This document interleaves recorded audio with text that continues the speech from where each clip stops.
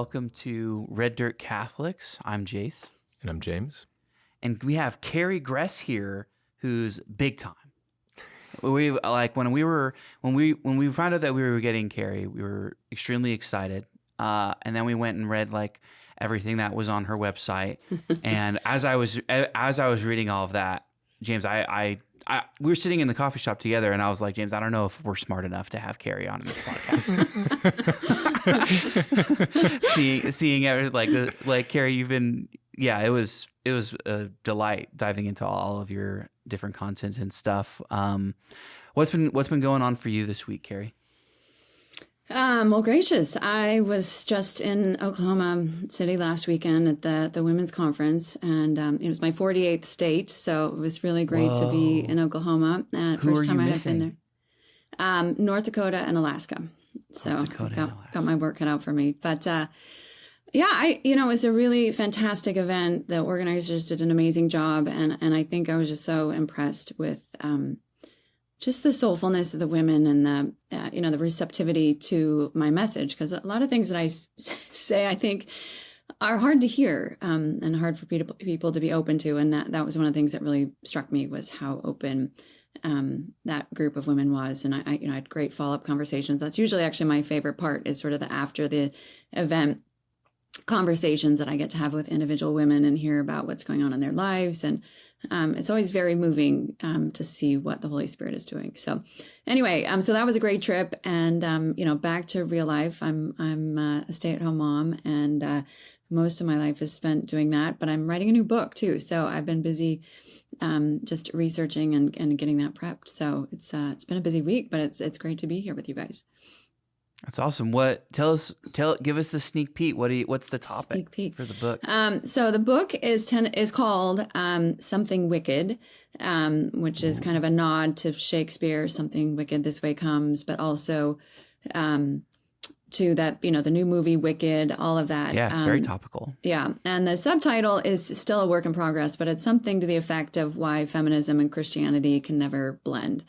And I think that, my previous books, I've looked at really the second wave of feminism and just saw how many problems came out of that in our understanding of what it means to be a woman, in our relationship with Our Lady, all of those things. Then I wrote the book, The End of Woman, and really got into first wave feminism, which I'd always thought was really good. And so just found an incredible amount of problems there. But what I didn't ever really button up, because the End of Woman is a secular book, is just, can we blend Catholicism with feminism? And I think that so many people are trying to do that. And I haven't seen it done successfully yet. And I think there are very good reasons why it's not being done successfully. So that's really what I'm going into in the book. Wow. Deep stuff there. With some of that, Carrie, or I just want to take a step back from what we're writing, and we're really interested in getting to know you. And one of our favorite questions that we ask any of our guests is just kind of for a shorter testimony of how did you come to know Jesus? How did you come to know the church? And what was the journey like coming in? Yeah. So I grew up in Oregon, the least church state in the country. And I grew up in Eugene, Oregon in particular, which is, at the time was the pot capital of the United States. Wow. But gratefully, my dad was raised Catholic and my mom was a convert, but we were very much went every Sunday, but there was no heart there for me at that stage. And then unfortunately my father passed away, or, providentially, God had a real plan with it, I think, when I just turned 16. And that, I think, was just a huge turning point in my life, because I realized these are big questions that I have now. I can't explain these things. I'm seeking, I'm searching. I want to know, what happened to my dad and why did he suffer so much? And, those kinds of things is really where I started. And then I also had heard about Medjugorje, and I went there the year after he died. And that was really, I think, just a special experience as well, just drawing close to the Blessed Mother and learning about the Rosary and all those kinds of things. So I was sort of in this strange world, though, because a lot of this was happening in isolation. It wasn't like I had friends or family who were really No that community faithful. rallying around it. Yeah. And so it wasn't until I was in college that I actually joined a prayer group with a bunch of women who were all my mom's age. They pray the rosary every Thursday at the high school that I went to. And so I just started joining them. And that was really where I learned about Marian consecration. And but this was also the stage where I figured out like how much New Age stuff I was engaged in. I had a grandmother who was very involved in the New Age. And so she, was always telling me all kinds of things and talking about astrology, all this stuff. And so it was really remarkable to kind of, in retrospect, to look back and just see this battle that was going on for my soul in college. Because of course, on the one hand, you've got, radical college life, lots of drinking, all the things that are associated with that. Then this New Age piece. And then I'm praying the rosary every Thursday. It's just this wild, triangle of what's God doing. And I then in the meantime, my mom bought a house in the mountains about 2 hours from where I grew up, and I just started going over there by myself because people couldn't go with me when I was available or whatever. And it was in that place where I was in so much silence, and it was so beautiful. It's just this incredibly beautiful area of Oregon, and I think that was really this space where I started to hear God's voice very clearly and, very purposefully, and started understanding that he's speaking to me and that, I have a mission, and, all these kinds of big questions are being answered in a certain respect. So anyway, it all started there. And then I finally found myself at Steubenville. I did my master's degree there. And that was pretty radical, going from, not knowing anybody my age that was really faithful, to them being around all these people that were interested in the faith. Everyone who's really interested at the time. Yeah. So that was an incredible gift to just kind of normalize the Catholic culture in my life. And then from there, I finally went to Washington, D.C. to do my PhD at Catholic University, and kind of got involved in the think tank world. I was George Weigel's assistant for 3 years. And so I saw how he kind of navigated writing and speaking and all this. And I never in my wildest dreams thought that I would be following in his footsteps. Sure. I didn't even know how to write. And then I moved to Italy and learned how to write there. And I got a job as a journalist. And it was, one of these wild things that it was so clear God knew what he was doing. But and I would get the editor would send back my work just covered in red. And, to this day, I have a very thick skin about my writing because I've seen how bad it can be. So anyway, that was really where the idea came from. Once I finished my doctorate and all of that, I realized I could start writing books, and, really worked with our family life, because by that point I had gotten married and had several children, and it was a lot easier to write than a dissertation. So I'm now in the 11th book. It was quite a journey. But and of course, you can't just write books. You have to actually talk about them too. And that's been a whole other piece, because I hate public speaking, or I don't hate it anymore, but I used to hate it. It was so petrifying for me. And, are you an introvert? So God has brought me a long way from, really having a phobia about it to actually having to do a lot of it. And it feels like an amazing blessing to get past that, obstacle that was a huge one in my life. Wow. Thank you for sharing all of that. I wanted to follow up on go a little bit more into detail of what that transition from Eugene, Oregon, and I have several friends from the Oregon area. A friend of mine that just moved back there, kind of against his will. He didn't want to go back. Of just I just wonder what that would change was like. Obviously you were started encountering it, the Lord, and a deep sense of Catholicism, and was accompanied by some of these women. But then you were heading towards Steubenville. That's just so stark. And I'm wondering if there was a sense of why are you guys asking me about my, I just know what Steubenville's like. Everyone's praying with you, and will just stop and pray over you, and inviting you to holy hours and different things. There's just not a lot of, there's just a real sense of authentic Christian community there.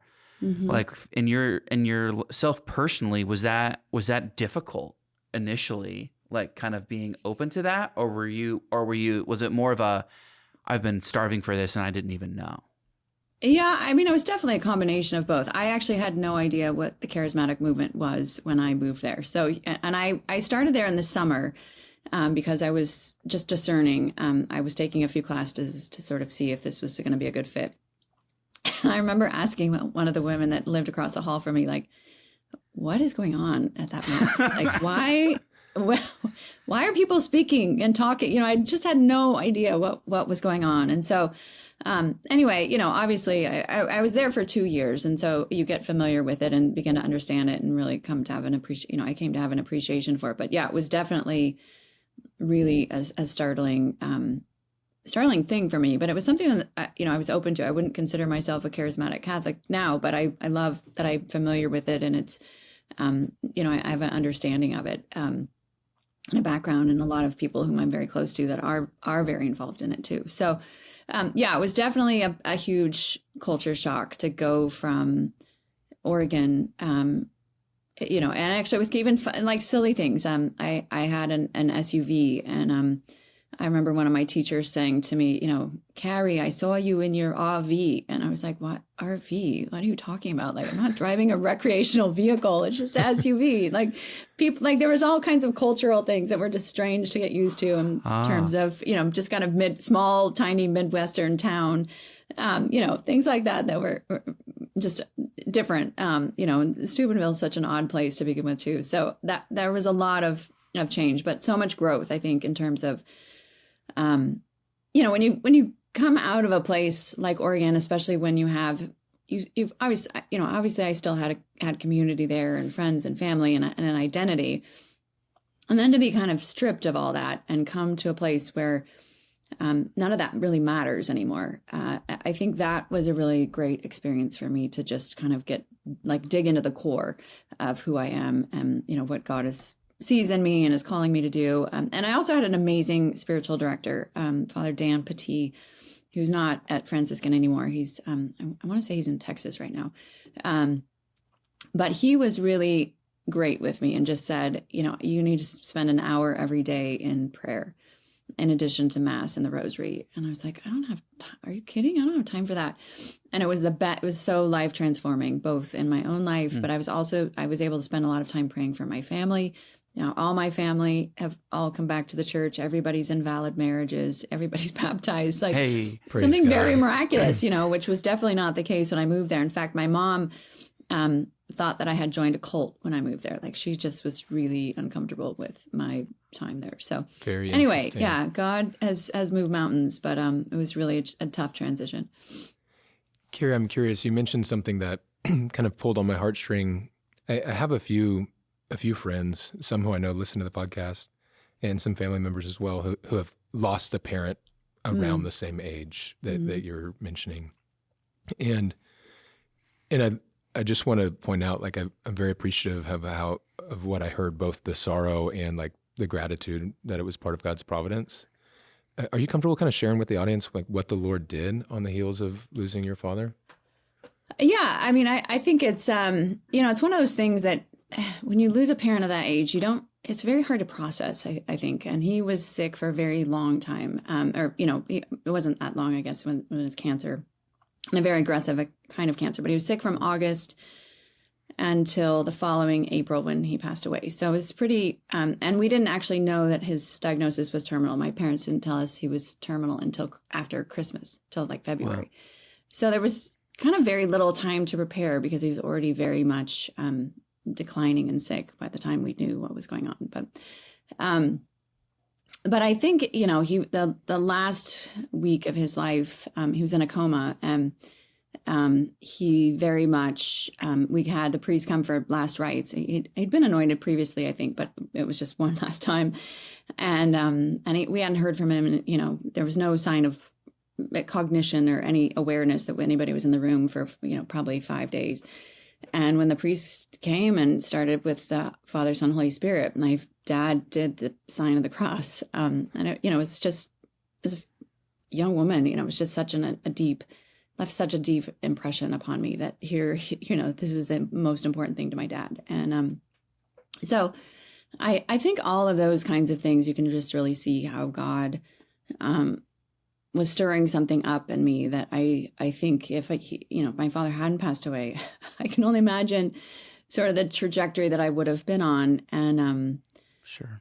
It's pretty ugly when I look and think about the direction that I was going and the questions that I wasn't asking and, the places I wasn't open to. So yeah, it's been a big, just piece to obviously process and heal from, and also to really, and I was also sadly at this stage where we weren't very close because I was a teenager, and Right. so kind of healing that post death, I think, has been really a remarkable gift that God has allowed me to process through as an adult woman. It wasn't until I was really in my 30s that happened. So that was a really great gift as well. Beautiful. I mean, I experienced something really similar, like when my mom passed away as a result of a car accident when I was 16. And I definitely had a moment after, like, maybe like 5 or 6 years after I had converted to Catholicism. I was raised Southern Baptist. And there was a moment where I was like, I don't, like the Lord gets done what he wants to get done. But there was just it was an interesting thought experiment for me of like, I don't know if I would be where I am or Catholic or like at that time I was a focused missionary. Like, is that like a key piece of all of it and bringing good out of the bad and some of that providential stuff? So I've definitely had an interesting time processing some similar themes. Yeah. It reminds me of the scripture, all things work together for good for those who love God and are called together according to his purpose. And it's beautiful how God brings new life out of death, right? Like you can see like a mini death and resurrection occurring like in your story there and in Carrie's story. Yeah. And to extrapolate it further, and Carrie, if you'd be open, I think a lot of us relate. You mentioned that all your family is, back in the church and in valid marriages. And I'm thinking there might be like a lesson for some of us there, or a thought, and especially knowing you've written a book called Nudging Conversations? Yeah. Like kind of coaching us how to navigate faith and family life and encouraging and welcoming folks back home. But I'm guessing that was written from a personal place as well as like no, happily. place. I'd love to talk about it because it was such a funny thing, because it was totally born from my own failure. Like I was so, just working hard to try to evangelize my family. And it was a disaster. Like it just ended up creating more tension in my relationships. And, I just finally was like, God, these are not my gifts. Like you gotta, like, I can't do this. I'm just failing. You have to take over. I'm like handing the baton back to you. I cannot evangelize these people at all. And, of course that was the real turning point, because what I decided to do was be the best sister, be the best daughter, be the best friend to these people in my life, love them exactly where they were at, not live with this expectation like, oh, I'll love you more if you're Catholic kind of thing. Like, that they had to be convinced by me, or somehow I was selling them something. And as soon as I let go of that was, I think that was really part of God's plan, was they were converted out of what the changes they saw in me and the kind of love that they received from me. And, obviously grace is at work. And so, so many other things are happening. And of course, the witness of my friends. I had amazing friends at Steubenville, many of whom I'm still very close to. But it was that experience of just letting go and saying, I just need to love them where they're at. And it's precisely in that sense of, we need to love these people, love people exactly where they're at, that I think that's the real key to evangelization and to conversion, because it's not, for most people, it's not an intellectual effort. It's not something like, oh, you just articulated so well the 5 proofs of God's existence from Thomas Aquinas, And I'm trying that. I'll go to RCIA. Yeah, exactly. Like it's not that. And, this is one of the reasons why I write my books in a very popular style, why I don't, I have a PhD. I could very easily go the academic route, but I purposefully go this more popular route because I want people to be able to absorb this content in a way that respects where they're at, and try to change their life, through stories and argumentation. But fundamentally, it comes down to just respecting people and kind of loving them where they are instead of where we hope they are. So that I think that's been the real key for me is, staying in that vision of what is it that God wants. He loves them more than I do. Let's just love them. And that has been, just incredible fruit has been born in my life on all kinds of levels from that. Yeah. And I think it's hard. Sometimes we think that if we get the right intellectual argument or whatever, if we debunk it or if we play Bible ping pong or whatever, like then that's going to be okay. But I think what I really like about what Carrie is saying here, and I can even see this in my own conversion, like I could talk about the stack of early church fathers books that the Fennells gave me ultimately, but I would have never have taken those books if they hadn't have loved me well for the 2 years prior to that, like as a coach on my, super nerdy homeschool robotics team and all of that stuff. So there really is just this winning of the human person through love and showcasing the authentic love of the Father. Yeah, I love that. Carrie, what are some key things there? Like, how did you show love to your family specifically? Well, one story I will share is with my eldest sister, and she was a really tough case, and now she's homeschooling mom of 7, and just really amazing. But before that, she was very much a working woman. She had her BMW convertible, like she just was very into the world and her career and all of that, and I finally got to this point where I was like, I'm not going to be the one to help bring her to the church. And so I started praying that she would meet somebody else that would bring her into the church. And she's got this great story about one night she was traveling. She was up in Detroit, and she walked into some restaurant to get dinner. And she ended up moving 3 different places in the restaurant. She doesn't even know why. And she ends up sitting at the bar, which is totally not her style, next to a woman who's smoking. She also hated smoking. And the two of them end up becoming great friends. And it turns out this woman worked for the Archdiocese of Detroit. She took my sister to Rome to meet Pope John Paul II. She ended up becoming like her surrogate mother, all because they sat next to each other at this restaurant in Detroit. So it was, it's this amazing answer to prayer that, sometimes it's got to be somebody else that brings our family members into the faith. But I think it was, for me, the big thing about family is just always trying to let them know that you hear them, you love them where they are, you're interested in what they're interested in, you ask good questions. Questions, I have a whole chapter in my book actually about questions. This is the thing that we always think of questions are part of Socrates' shtick, the ancient Greeks. But if you look at scripture, especially the Gospel of Matthew, almost every chapter, Jesus is asking someone a question.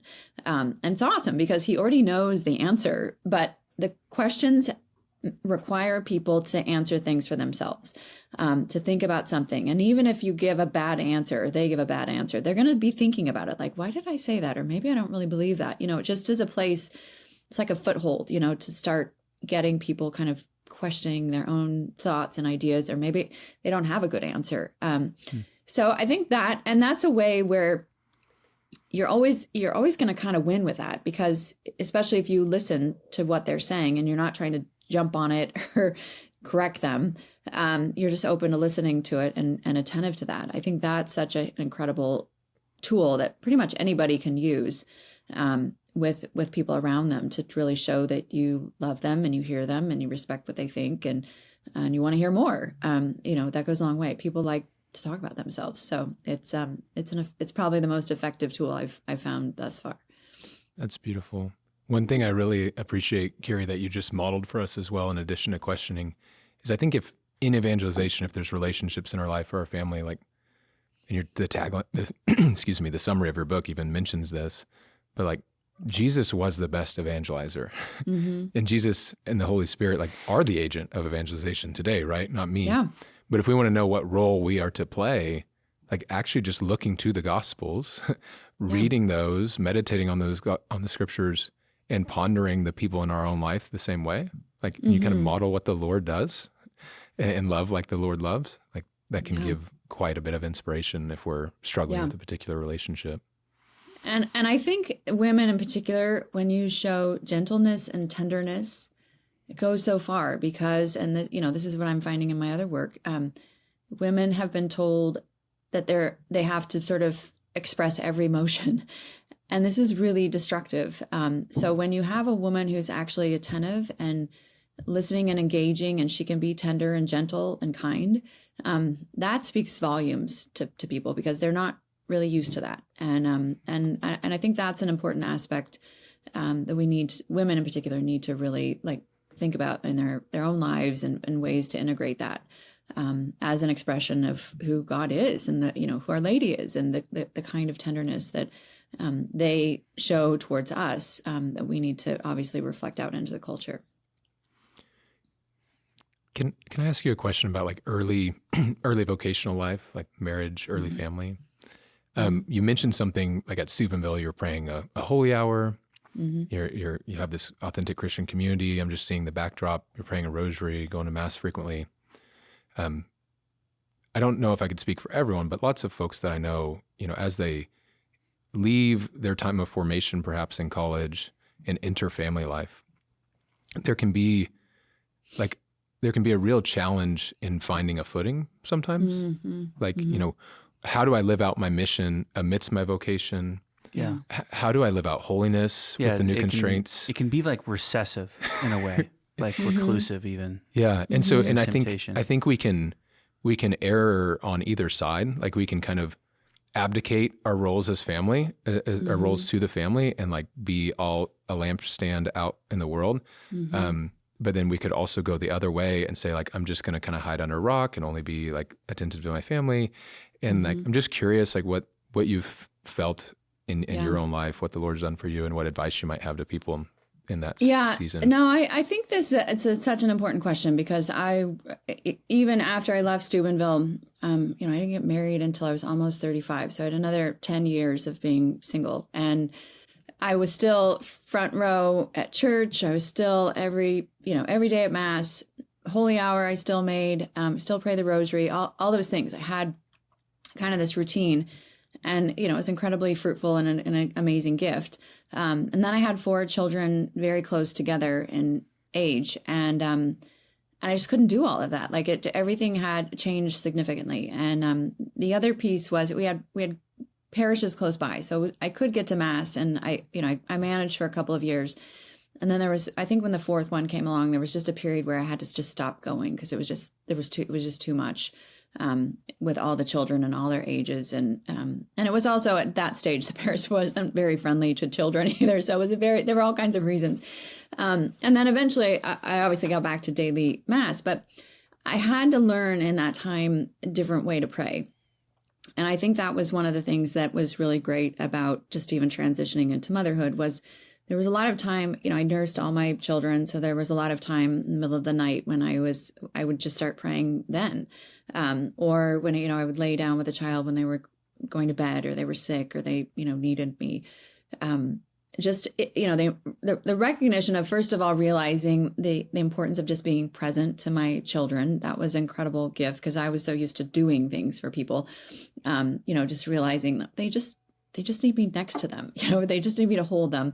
That was a great gift. And also just an understanding of almost the contemplative life of God. Like God just wants me to be near him and I just need God to be near me. That kind of presence, I think was a great gift. And, it's also easy to pray rosary when you're laying down with a sick child or, being present to them in different ways. So, being present and praying simultaneously. So that was I think a real school. There were about 7 years of me just trying to sort through this and figure this out as my children were growing, and really trying to keep the spiritual life alive and lively and discerning properly and, navigating marriage and all of those things. So I think the real key is just being okay with the fact that it's not going to look exactly how it used to look because it just can't be that way.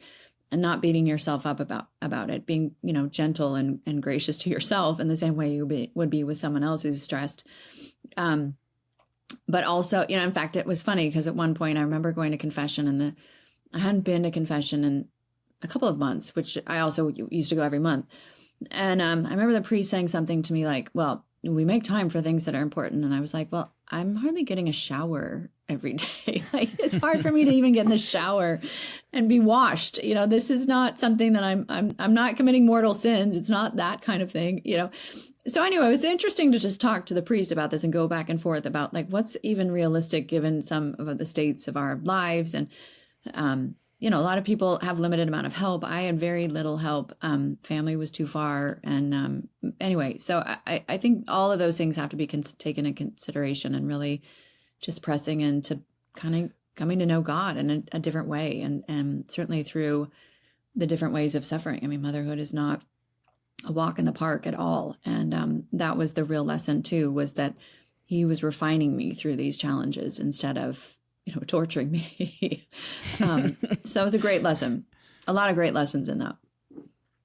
Yeah. One of the things that I was hearing, and this kind of begins to tie into some of your work with just like who is a woman, of both that I'm hearing from you that we were talking about when you're talking about how we're evangelizing our family members, but just like leaning into those some gifts of like what some people call the feminine genius and different things, like the gentleness and everything. And it just, what I was just thinking about was just like how healing my own wife's presence is in our home. And I don't remember who I was talking with. Maybe it was someone on the podcast. I don't remember, that kind of made the distinction that like, a wife's or a mom's presence like heals and a dad's inspires confidence. Like that tends to be like the impact that a kid has. And so I guess I just wanted to talk a little bit about some of that with you in your role as a mother of like, do you have any stories of just like how living out that femininity you've seen like healing with your husband, with your children, anything like that? Yeah.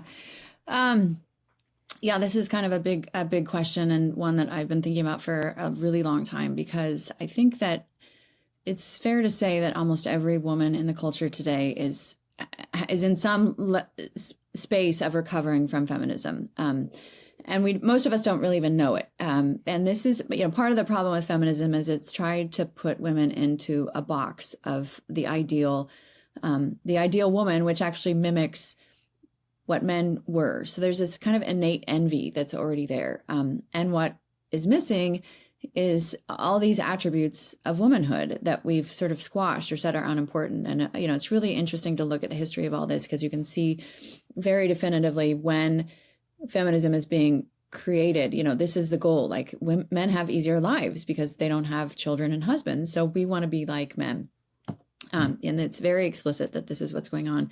But you also see this language change of the drudgery, the word drudgery. The number of times I ran across it in all the feminist literature for especially last 140 years, is just overwhelming, because there was a real attempt to actually tell women that they ought to be discontent. It was even called the gospel of discontent by the socialists, who were trying to get women to be angry about being women, and that became really politically useful for them. So, without going too deep into that,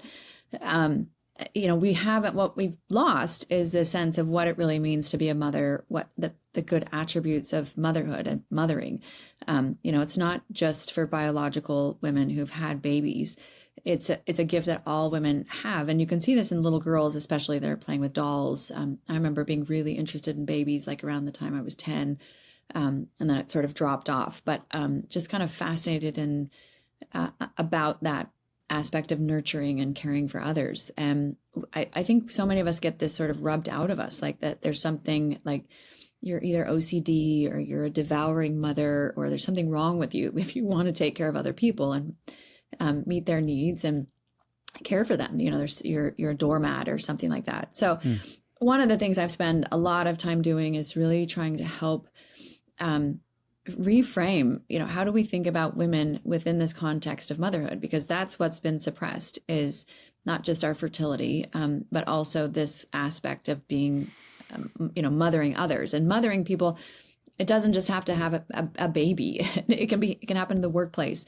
It can happen in schools. It can happen, anywhere where people are in need and women have the eyes to see, like, you're kind of dialed into someone, like, okay, that person just needs a smile or some attention, or how can I help them?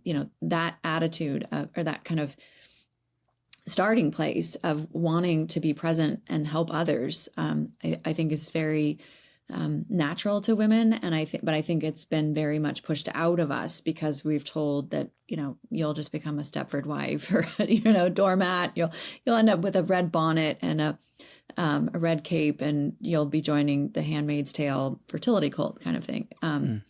So anyway, but I know, in my own life, I had to actually like grapple with that before I got married, because I was very much on this, I was a daily communicant, but I didn't understand the first thing about being a woman because I had just followed the feminist vision and really was focused on career. And the hard part is that women don't realize the career focus is easy because we choose those things.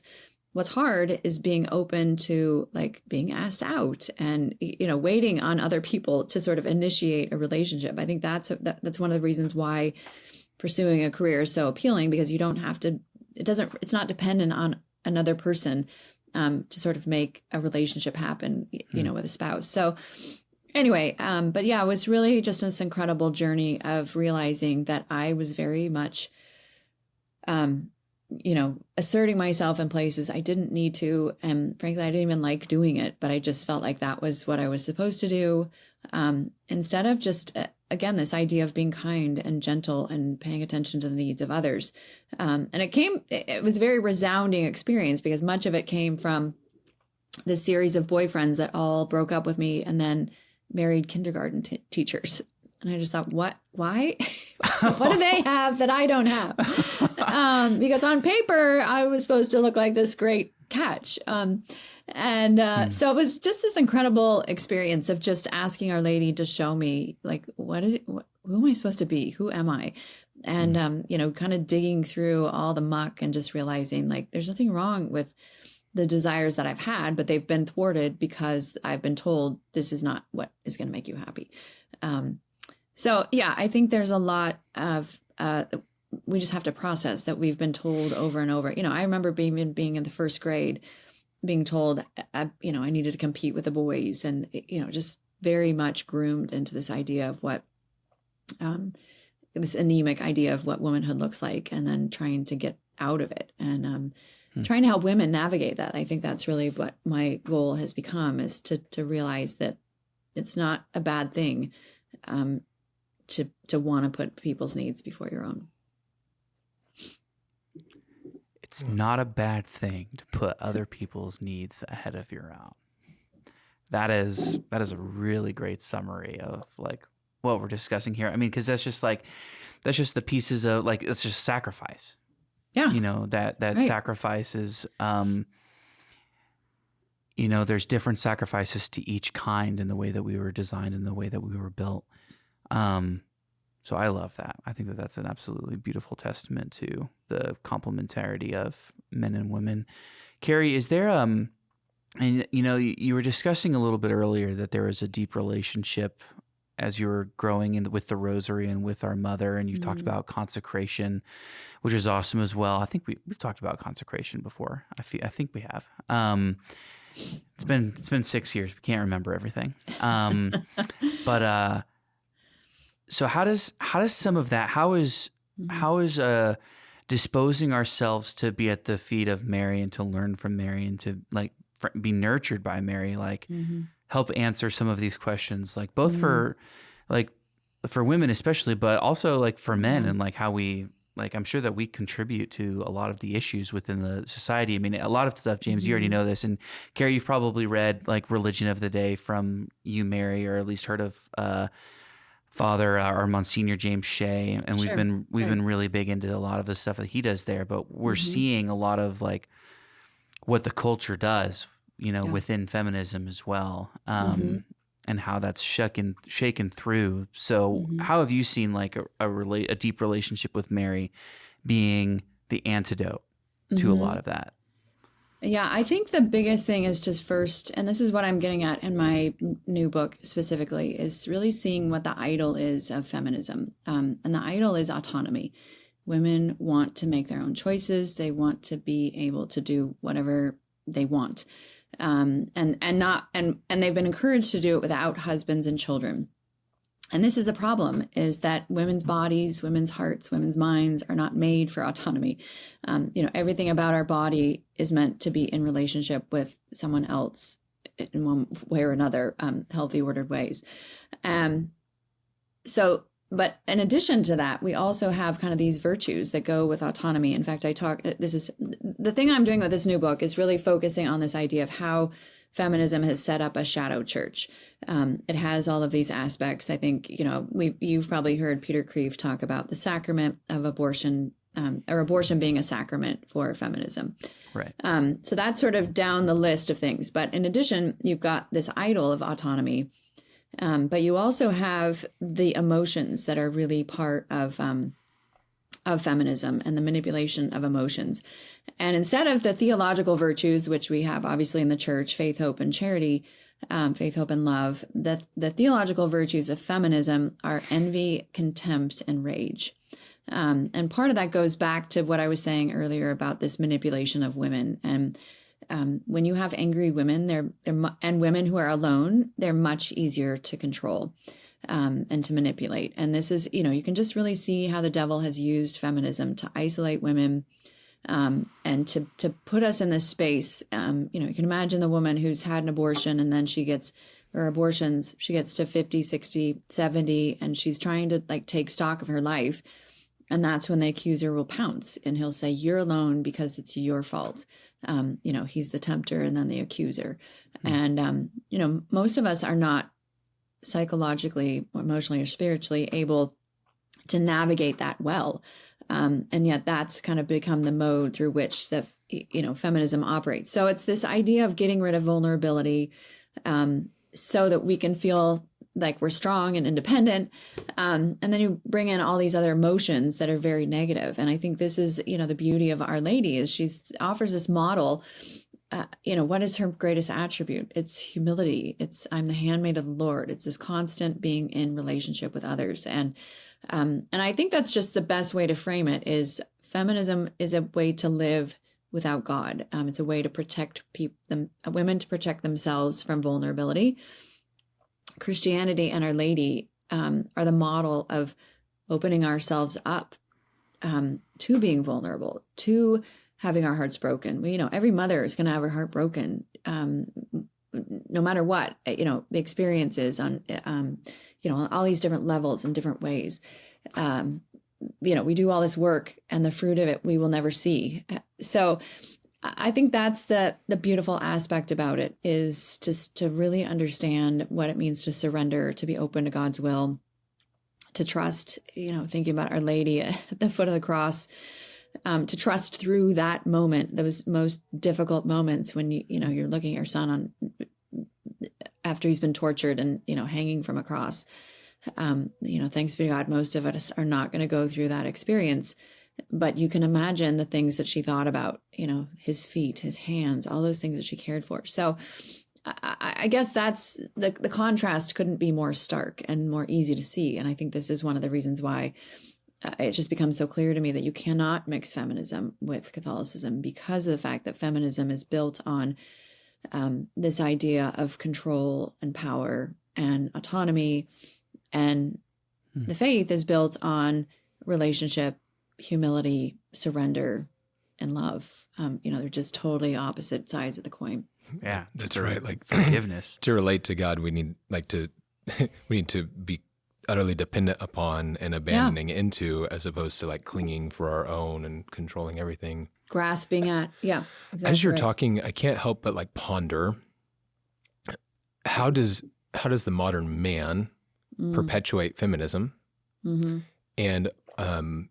And how can he stand against the lies that women are being told to support our women? But then also, how is feminism affecting man? Yeah. Well, maybe I'll start with the last first. The one thing that I've seen feminism do over and over again is silence men. And this is really the hard part about it because, and it's actually really a beautiful testimony to men that, we're now experiencing sort of the Andrew Tates and the manosphere that is, I think it's actually just the opposite side of the coin of feminism, because feminism has contempt for men. Andrew Tate and company have contempt for women. So it's not, it's like a bad divorce going on. But the fact that that hasn't happened previously, that it's only happening now, and it didn't happen, you didn't have these major influencers that were heaping all this awfulness on women, tells you how patient men have been, that this reaction didn't happen earlier. I think men really want to love their wives, and they've been given very bad advice about how to do that, because women have been the ones that are sort of dictating the conversation.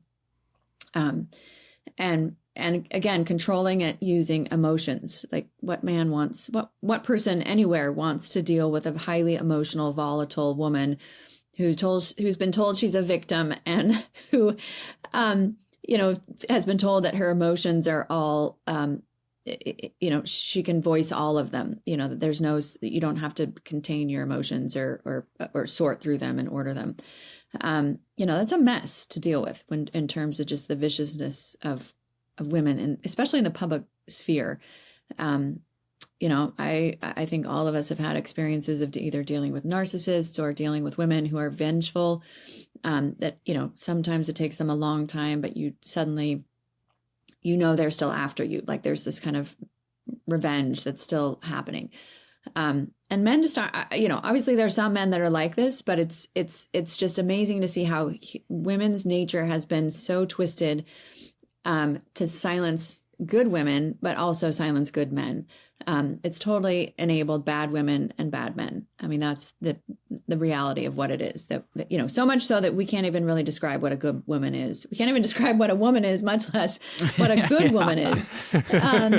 So I think that's a challenge. I think, one of the things that is so hard is that women are have been groomed by this for so long that we don't even know, we haven't been offered an alternative view of feminism. And so it's very hard for women to get out of it. And, there was one man who was just this dear man, and he was really struggling with his wife.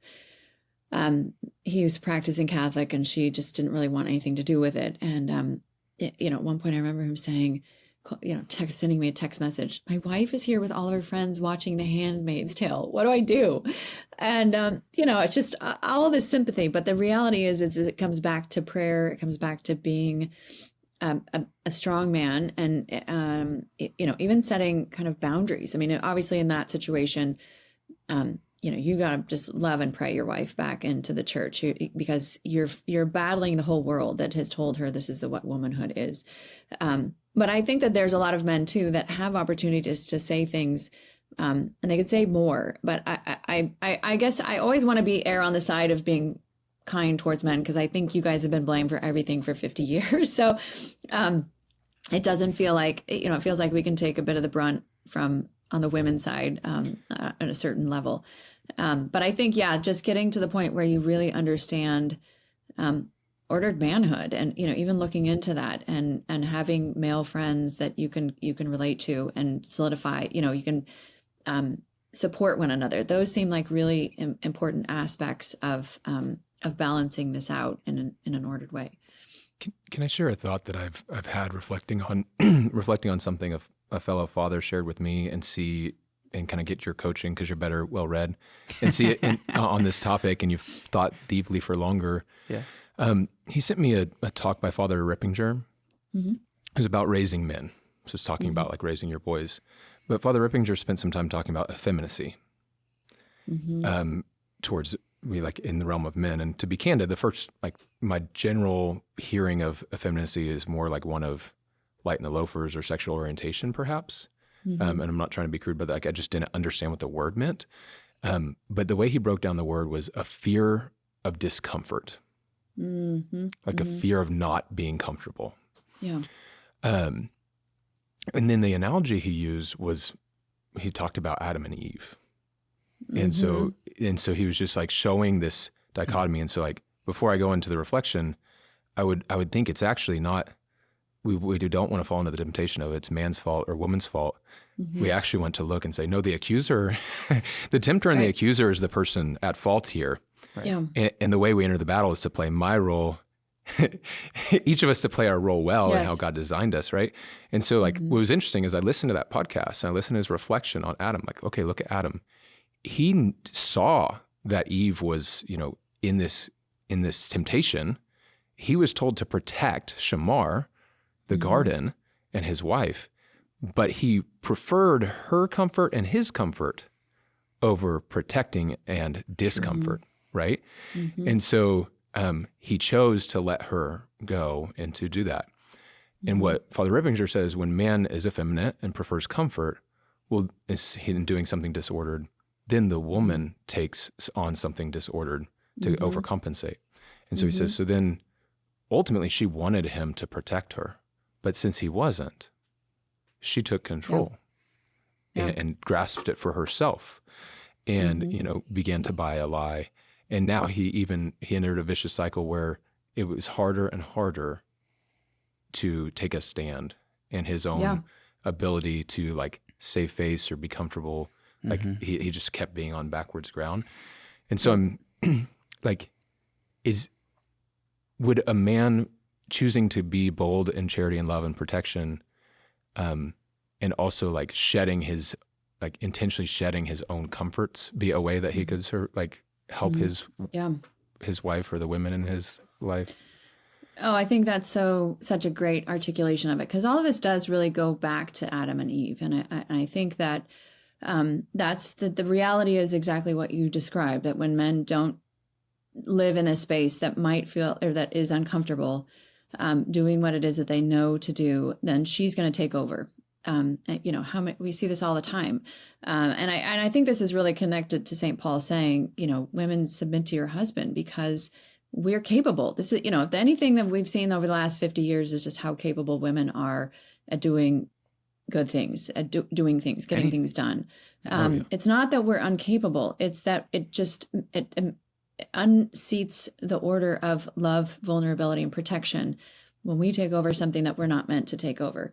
And we all know couples where this dynamic has happened, where the husband's afraid to say something, afraid of being uncomfortable. And I will even say as Catholics, it's a call for all of us to really understand that sometimes there's just going to be discomfort.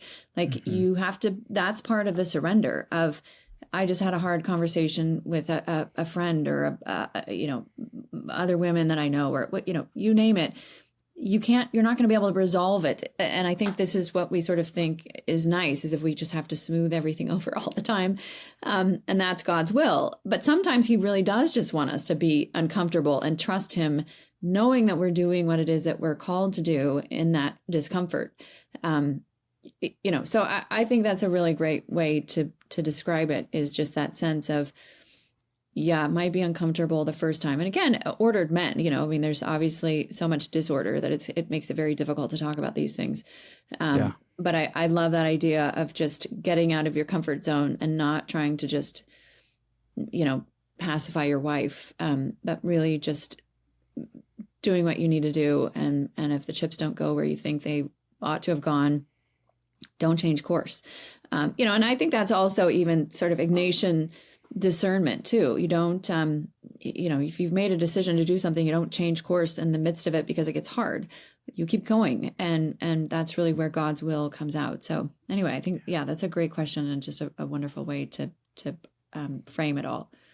One of the things, just like within my own family, one of the virtues that we're wanting to strive for, and a lot of what you're talking about, Carrie, of just like desiring comfort over discomfort, and like what you're talking about is like that convicts me of just like, I could seek discomfort and like going after things a little bit more often instead of just like waiting until it's a comfortable time.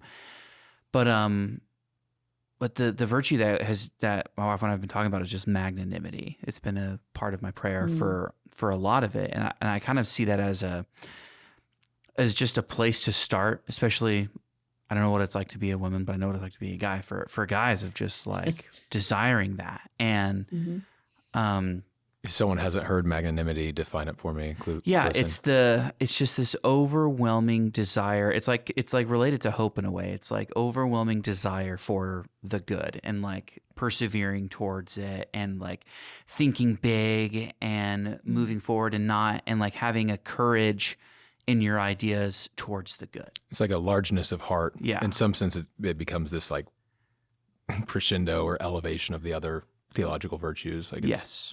Yeah. Yes. And sometimes I just think that like we just have cowardice instead because we want to do things right. Do you guys know what the opposite of magnanimity is? I'm going to butcher the word, but it's pusillanimity.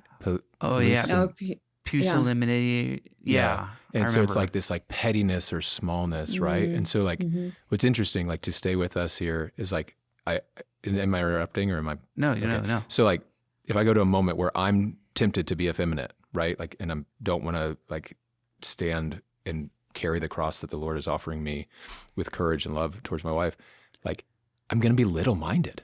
Like I'm going to complain or be, or I'm going to like throw, like she might petty, claim, right. yeah, I'm going to be petty about something. Or I'm going to throw an excuse that I have, or I'm going to act like I'm not respected over here. And that's the reason why I didn't do it. And it's like someone who's magnanimous does not make all these excuses. Someone who's magnanimous is like going after their bride. Yeah. You know, it's like, you know, trying to do, you know, win a big thing for her, right? Yeah. I just feel like magnanimity doesn't get enough screen time these days. I would agree with that. I'm throwing it out there. I'm glad you are. It's actually a really little known virtue, I think. You know, Aristotle laid it out, and his definition of it is more like Winston Churchill. I think you could really, consider magnanimous. Like, just here's this man that had the sense of his own mission and had this big vision and just went after it. Like he knew he was the man for the season, the man for the times of the Second World War. But I've seen it. There was a priest I knew who had this sense, like it really was magnanimity. Like he expected great things to happen, and they always happened. I mean, it was just this wild, like a New Agers would call it like manifesting or something bizarre, but it was just this utter trust in God's providence and will that he just expected that these things would happen, in beautiful ways, and they always did. And so anyway, I'll have to think about that. I'm glad you brought it up. I don't feel like I've thought about it enough in this context, but I love that opposition of pulling us out of our complaining and our whininess and our the ways in which we kind of feel pity for ourselves. It feels like such an important aspect because that really is where the spiritual growth happens, because you're then really relying on God's providence in all of those things and seeing what God's doing in those moments. And, reflecting a mirror on yourself instead of seeing, what God's provision in each of those moments. So I thanks for bringing that up. Yeah, no problem. I would actually venture to say, like, Carrie, you're actually modeling the virtue of magnanimity very well in this place that you're living and you're riding in, because it's not exactly popular to take on.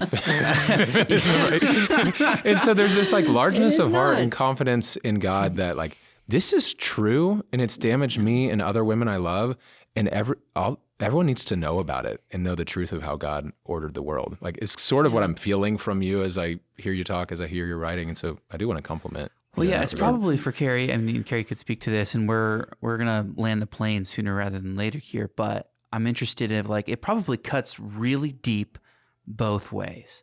Like there's probably everybody who's, oh my gosh, this all makes sense. This is truth. I'm really buying into this. And then those of us who's drank the Kool-Aid. I mean, for heaven's sake, there's at least another podcast or maybe a blog called The Catholic Feminist. And like, we're like adopting and baptizing some of these ideas,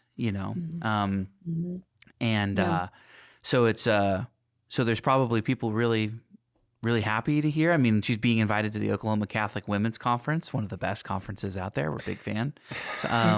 But then at the same time, there's probably opposition to what she's saying, and there's probably some persecution that she's having to suffer there too. Oh, it's all there. But, I think that's been the beauty of it too, is just this, when God has given you a mission, and I really have looked back at my life and have seen the way I've been prepared for this, like even finishing my PhD, which I just thought was, why am I doing this? I'm just a mom. I finished it I actually worked on it in labor and delivery with my third child, my dissertation. I was just determined to get it done. And, everybody kept saying you won't finish, or the more kids you have, the less inclined you'll get it done. And, I just invested so much time and energy into this already that I was like, it's got to be done. And I finished it a couple of months after my third child was born. But now I even see just how God has been using that. Just if I didn't have that doctorate, I would not have been able to really pinpoint all these philosophical errors and roots and, the problems that are just proliferating. And so anyway, it's been really beautiful to see how God has used that and prepared me and made it really clear this is what he wants. And, it just feels like a real blessing that makes it much easier to deal with the persecution because, it's my eyes are on God and what he's asking me to do and prepare me to do. And there's also just an incredible amount of beauty that comes from all the books that I've written. Just the Holy Spirit is so attentive.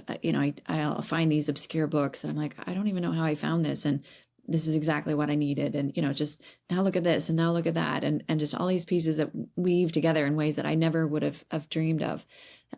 So I think there's those aspects too, that are just incredible confirmations and gifts. And then, you hear about marriages that have been restored and you hear about children that are born, from these kinds of things. And so it makes everything feel, the challenges, it makes them feel like they were all worth it because that people are being healed and moved into a place of